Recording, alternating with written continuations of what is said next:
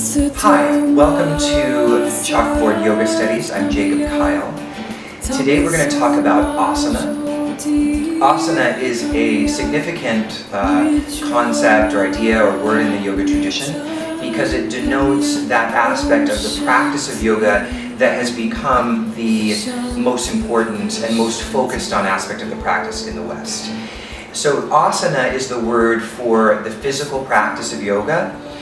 And it actually means, interestingly, seat or sitting down, because the asanas were originally meant to prepare the body for long hours of meditation. So as you may know, yoga was originally, and to many people still is, primarily and most importantly, a meditation practice.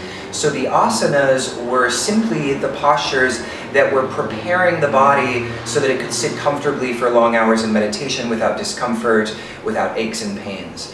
So in the Hatha Yoga Pradipika, for example, which is considered one of the main texts of the Hatha Yoga school, or the original sort of physical yoga school, there are actually only 15 asanas, and of those 15, 9 are seated poses, which sort of goes to show how important this idea of asana as seat really is.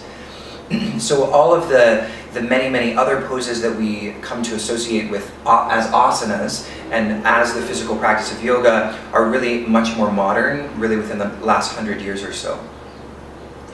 And then there's this other interesting translation of asana that you find in some of the texts. You also find it in the Shiva Sutras, which is a book of Kashmir Shaivism. In chapter 3, verse 16, there's reference to the word asana as meaning posture or situatedness in the sense of being situated within a certain kind of understanding. So a posture of knowledge, say. So you could think of it kind of like this. Say you were seated in front of a window and you were sitting in this chair, and this is the only seat you'd ever sat in. You've been sitting here for years, and your view out the window had always been the same. You would come to maybe two conclusions.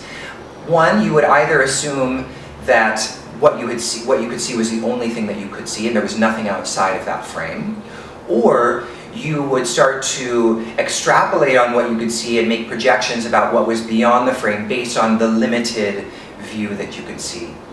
So the yoga practice is saying it wants to take you out of that limited view, that limited reference of that frame of knowledge, which without this practice would be very narrow and very limited based on the stories and the narratives that we either invent for ourselves or are passed down to us through society.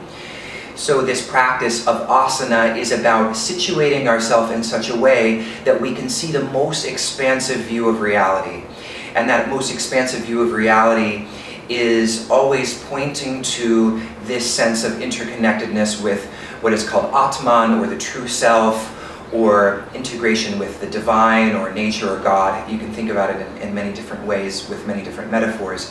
But it's always this posture of true knowledge, which is a posture of understanding your ultimate interconnectedness with all things. So that's asana. Next week we're going to talk about the rest of the 8 limbs. This is one of the 8 limbs, asana, the third limb actually. And so next week we'll talk about the 8 limbs of yoga as found in Patanjali's Yoga Sutras. So I hope you'll join us next week. If you are interested in hearing about any more of the offerings of 5 tattvas, you can go to 5tattvas.com, fivetattvas.com, and you could also sign up for our subscription service called RASA, that's RASA. So I hope you'll join us again. Thanks so much. Bye-bye.